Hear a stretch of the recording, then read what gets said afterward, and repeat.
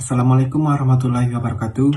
Perkenalkan, nama saya Salman Al-Farisi dengan NIM 87838785 akan mempresentasikan jawaban dari pertanyaan Ibu Liz Elva Sahmaini dengan mata kuliah Pendidikan Anak di SD.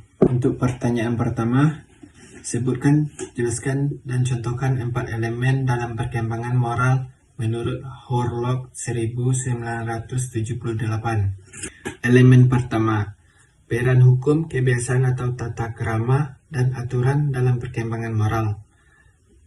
Elemen pertama yang penting dalam belajar menjadi individu yang bermoral adalah belajar apa yang diharapkan kelompok. Setiap kelompok sosial, beberapa perilaku dapat dianggap benar atau salah karena berkaitan dengan kesejahteraan anggota kelompoknya.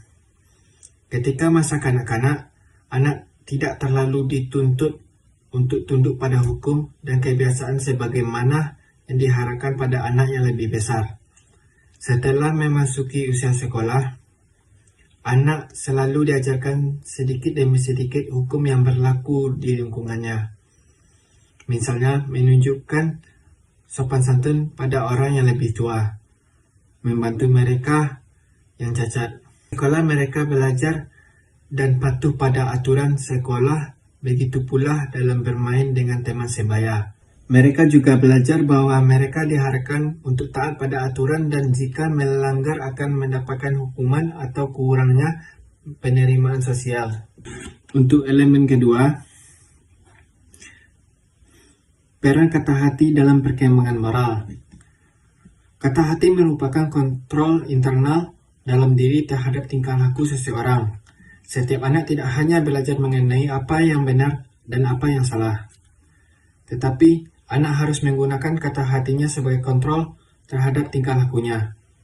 Contohnya, ketika seseorang teman melakukan bullying, kata hati tidak nyaman karena menyadari tindakannya tersebut tidak pantas. Yang ketiga, peran rasa bersalah dan malu dalam perkembangan moral.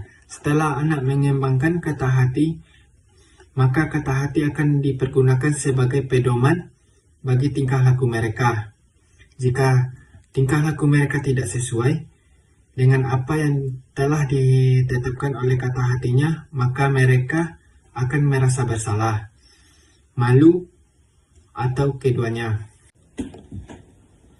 Contohnya, ketika seseorang anak terlambat datang sekolah, mereka akan merasa bersalah dan berjanji tidak akan mengulanginya lagi. Sementara rasa malu tidak menghormati aturan sekolah dan tidak menghormati guru akan membuat mereka taat pada aturan.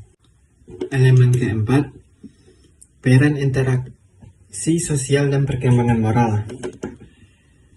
Jika anak tidak berinteraksi dengan lingkungannya, anak tidak akan tahu tingkah laku apa yang diterima. Interaksi pertama yang dialami anak adalah melalui kehidupan di lingkungan keluarganya. Anak belajar dari keluarganya mengenai apa yang dianggap baik dan buruk oleh mereka. Begitu lingkungan menjadi lebih luas, anak juga belajar bahwa dasar-dasar yang diperoleh dari lingkungan keluarga kadang sama, tetapi kadang-kadang berbeda dengan apa yang mereka peroleh dari kelompok. Melalui interaksi sosial, tidak hanya belajar mengenai kode-kode moral, tetapi mereka akan berkesempatan untuk belajar mengevaluasi tingkah laku mereka. Contohnya, seseorang anak mengucapkan kata terima kasih pada saat diberikan bantuan karena melihat atau diingatkan orang lain.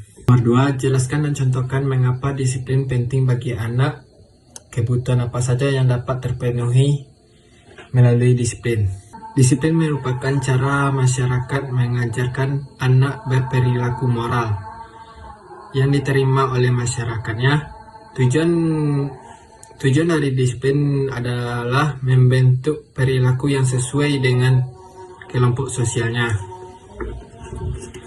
Akan membuat anak memiliki rasa tanggung jawab. Contohnya, menghargai orang lain. Beberapa kebutuhan yang dapat terpenuhi melalui disiplin adalah: yang pertama, disiplin membuat anak mempunyai perasaan aman tentang apa yang boleh dan tidak boleh dilakukan. 2. Anak belajar mengapa pola perilaku tertentu diterima dan mengapa pola perilaku yang lain tidak diterima. 3. Melalui disiplin, anak-anak dibantu untuk hidup sesuai dengan norma-norma sosial. 4. Anak-anak pun akan mengembangkan kata hati untuk membuat keputusan dan pengadilan dari perilakunya. Soal nomor 3, cobalah cari kasus bullying yang terjadi. Anda bebas menggunakan berbagai referensi, lalu mengapa bisa terjadi hal tersebut, dan solusi seperti apa yang dapat dilakukan oleh guru atau orang tua untuk mencegah kasus bullying. Kasus ini terjadi di Sekolah Dasar Kota Medan. Kasus bullying ini adalah siswa kelas 1 yang menjadi korban perundungan oleh 5 kakak kelasnya. Korban tersebut sebelumnya mengadu jika dipukuli kakak kelasnya sampai demam tinggi hingga akhirnya siswa tersebut meregang nyawa. Hal ini terjadi karena ada sikap senioritas yang tidak baik. Sebagai guru, kita harus memberikan edukasi dan penyuluhan bahayanya bullying. Soal nomor 4, bagaimana meminimalisir stereotip gender pada anak? Berikut cara minimalisir stereotip gender pada anak-anak secara ringkas. 1. Gunakan bahasa netral. Hindari ucapan seperti laki-laki jangan menangis. 2. Berikan kesempatan yang sama. Semua anak boleh mencoba berbagai kegiatan. 3. Pilih media inklusif. Gunakan buku atau film dengan peran gender beragam. 4. Jadilah teladan. Tunjukkan bahwa tanggung jawab tidak ditentukan jenis kelamin. 5. Ajak anak-anak berpikir kritis, diskusikan tentang kesetaraan dan menghargai perbedaan. 6. Ciptakan lingkungan setara, atur kegiatan tanpa membedakan laki-laki dan